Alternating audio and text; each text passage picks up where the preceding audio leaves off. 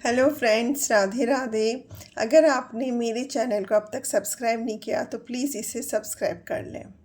आज की मेरी कहानी एक राजा और मूर्तिकार की है और इस कहानी को सुनने से आपको ये सीख मिलेगी कि आपकी लाइफ में कितने भी स्ट्रगल्स, कितनी भी समस्याएं क्यों ना हो, आपको घबराना नहीं चाहिए और डटकर उनका सामना करना चाहिए और हर समस्या का समाधान उसमें ही निहित होता है।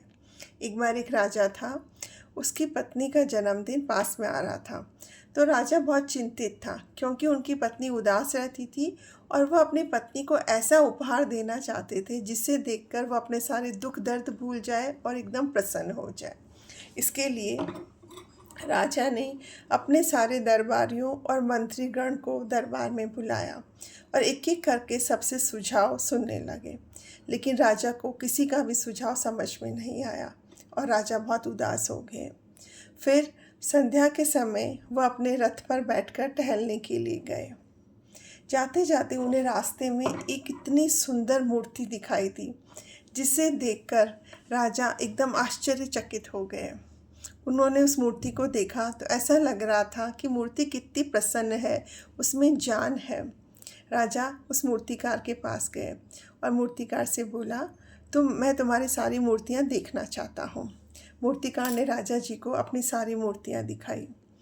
जब राजा ने मूर्तिकार की सभी मूर्तियाँ देखी तो वो इतने प्रसन्न हुए क्योंकि सभी मूर्तियों को देखकर ऐसा लग रहा था वो जीवित हो, उनमें जान हो और बहुत आकर्षित थी।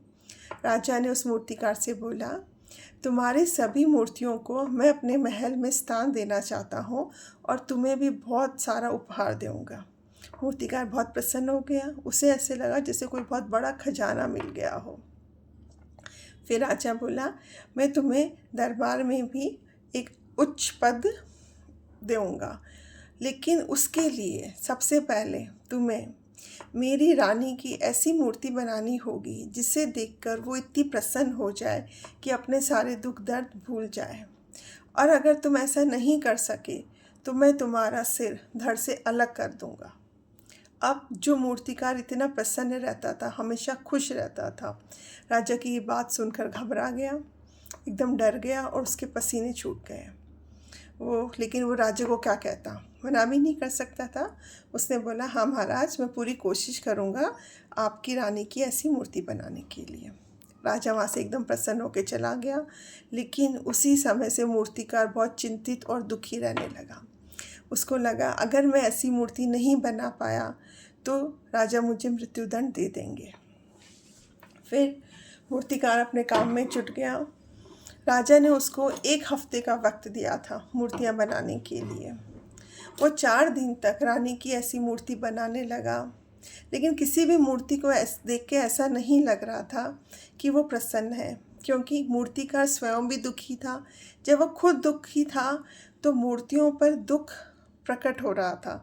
वो मूर्ति में, किसी भी मूर्ति में जान नहीं नज़र आ रही थी। सभी मूर्तियों को देखकर ऐसे लग रहा था वो कितनी दुखी है।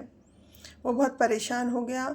उसको लगा अब तो शेष 3 दिन बचे हैं, अगर मैं ऐसी मूर्ति नहीं बना पाया तो मुझे मृत्युदंड अवश्य मिलेगा। और ऐसे घबराहट में उससे अपना हथौड़ा भी छूट गया। बहुत दुखी हो गया। दुखी सोचते सोचते उसने एक योजना बनाई।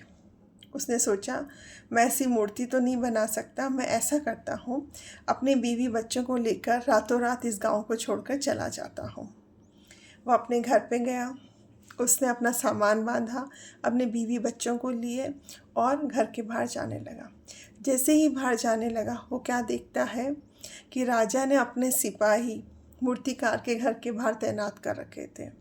वो बहुत रोता है, परेशान होता है और वहीं ज़मीन पर बैठ जाता है। वो इतना परेशान होता है कि अपनी पत्नी को बोलता है कि अब तो मुझे मेरा भविष्य साफ दिखाई दे रहा है, मुझे राजा जी ज़रूर से मृत्युदंड देंगे, क्योंकि मैं उनकी कहे अनुसार वैसी मूर्ति नहीं बना पाया जिससे कि महारानी प्रसन्न हो जाए। अब तो बच्चों का ध्यान तुम्हें ही रखना है, अपन दोनों का साथ यहाँ तक ही था। ऐसी बातें करता है वो और रोते रोते वहीं ज़मीन पर सो जाता है। वो बहुत दुखी होता है, उसकी पत्नी भी बहुत दुखी होती है। जैसे ही सुबह होती है, उनके द्वार पर एक साधु महात्मा भिक्षा लेने आते हैं। वो बहुत अच्छे दिल का था। मूर्तिकार उठता है, साधु महात्मा को भिक्षा देता है। साधु महात्मा जब उसका चेहरा देखते हैं तो उसको कहते हैं, तुम इतने परेशान हो, तुम किस समस्याओं के अंदर घिरे हुए हो, लेकिन तुमने इन समस्याओं से आंखें मूंद ली है। तुम इनका समाधान नहीं सोच रहे हो, तुम बस समस्या को सोच के घबरा रहे हो, परेशान हो रहे हो। तो मूर्तिकार सोचता है ये सारी बातें इन साधु महात्मा को कैसे पता। तो वो उनके चरणों में गिर जाता है और पूछता है, ये साधु महात्मा प्लीज़ आप कृपा करके बताइए मेरी इन समस्याओं का समाधान क्या है। साधु महात्मा उसके कान में कुछ कहते हैं और वहाँ से चले जाते हैं। साधु महात्मा की बात सुनकर वो इतना प्रसन्न होता है कि दौड़ा दौड़ा राजा जी के पास जाता है। राजा उसकी प्रसन्नता को देखकर पूछते हैं, क्या तुमने ऐसी मूर्ति बना ली जिसे देखकर महारानी बहुत खुश हो जाएगी। तो बोलता, नहीं महाराज, अभी तक तो नहीं बनाई, लेकिन मैं ऐसी मूर्ति अवश्य बना लूँगा, लेकिन उसके लिए मैं एक बार रानी से मिलना चाहता हूँ। तो राजा ने बोला, ठीक है, तुम रानी से मिल लो। तो वो रानी से मिलने जाता है और रानी से 2 सवाल पूछता है। जैसे ही उन 2 सवालों के जवाब मूर्तिकार को मिलते हैं, वो और भी अधिक प्रसन्न हो जाता है। फिर फटाफट अपने घर पे आता है और मूर्ति बनाने में व्यस्त हो जाता है। वो दिन रात एक कर देता है और एक बहुत सुंदर सी मूर्ति बना के तैयार कर लेता है। जिस दिन महारानी का जन्मदिन था, वो मूर्ति को दरबार में रखता है और उस पर एक वाइट कपड़ा ढक देता है। जैसे ही महारानी आती है, उस कपड़े को हटाती है और मूर्ति को देखती है तो उसकी आंखों से आंसू बहने लगते हैं और वो बहुत प्रसन्न होती है। महाराज बोलते हैं कि तुम रो क्यों रही हो, तुम्हें क्या मूर्ति अच्छी नहीं लगी। कहते, महाराज आप स्वयं इस मूर्ति को देखिए। तो जब महाराज देखते हैं, सारे दरबारी मंत्रीगण, रानी देखती है, तो वो मूर्ति इतनी आकर्षित और जीवित थी कि हर कोई उस मूर्ति को देखकर एकदम प्रसन्न हो गया। उस मूर्ति में रानी अपने 2 बच्चों के साथ खड़ी थी और उनके साथ महाराज भी खड़े थे और उन सबको देखकर ऐसा लग रहा था कि कितना खुशहाल परिवार है, कितने खुश हैं। तो रानी ने बोला कि इससे अच्छा उपहार मेरे जीवन में कोई हो ही नहीं सकता।